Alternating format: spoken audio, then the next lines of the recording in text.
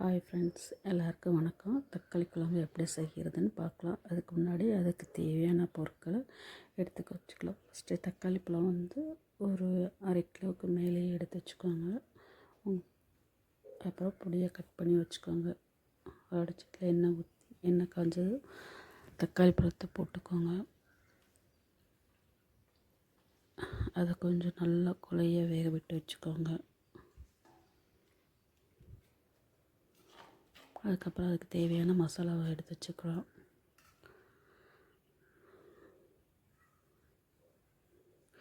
மஞ்சள் தூள் ஒரு சின்ன ஸ்பூனுக்கு 1 ஸ்பூன் எடுத்துக்கோங்க.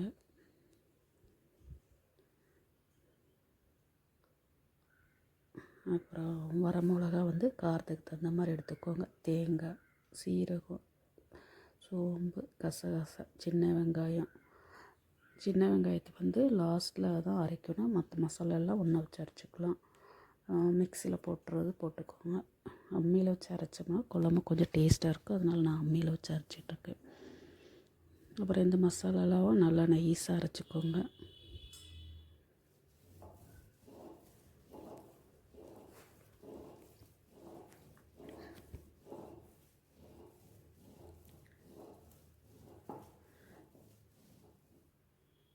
அந்த மாதிரி நைஸாக அரைச்சதுக்கப்புறம் இந்த மாதிரி நல்லா நைஸாக அரைச்சிக்கோங்க. அதுக்கப்புறம் சின்ன வெங்காயத்தை வச்சு 3/4 மட்டும் அரைங்க. சின்ன வெங்காயத்தை ரொம்ப நைஸாக அரைக்க வேண்டாம்.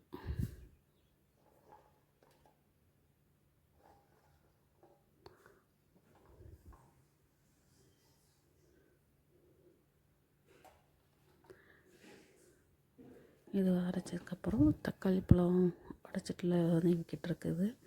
அந்த இதில் கொஞ்சம் திப்பியாக இருக்கிறத மட்டும் தனியாக கொஞ்சம் எடுத்து வச்சு நம்ம அம்மியில் வச்சு அரைச்சி போட்டோம்னா கொஞ்சம் குழம்பு கொலன்னு இருக்கும்.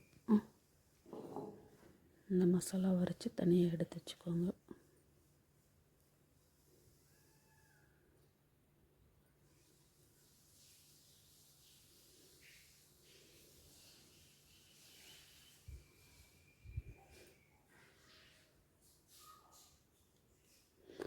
இப்போ அந்த தக்காளி பழத்தை வச்சு அரைச்சிக்கலாம்.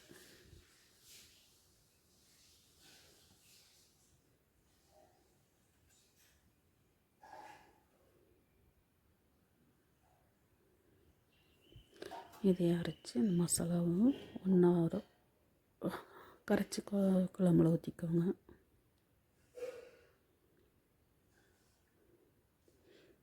குழம்பு கொஞ்சம் கெட்டியாக வேணால் கொஞ்சம் தண்ணி கம்மியாக விட்டுக்கோங்க. இல்லை கொஞ்சம் தண்ணி வேணால் கொஞ்சம் தண்ணி ஜாஸ்தி விட்டுக்கோங்க. அப்புறம் அந்த மசாலாவோட பச்சை வாசனை போகிற வரைக்கும் வேக விட்டுக்கோங்க.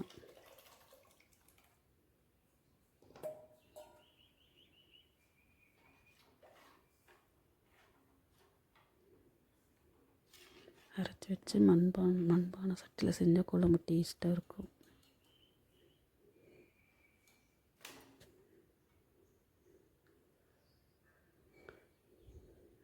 குழம்புக்கு தேவையான உப்பும் போட்டுக்கோங்க. அதுக்கப்புறம் மல்லித்தழை கொஞ்சம் போட்டுக்கோங்க. மசாலா நல்லா வெந்ததுக்கப்புறம் குழம்ப தாளித்து விட்டுக்கோங்க.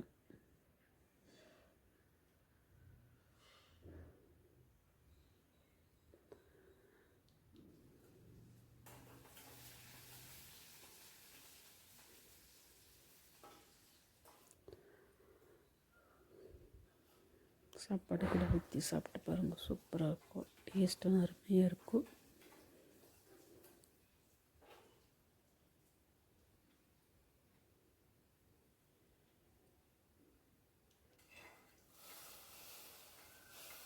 Thank you friends.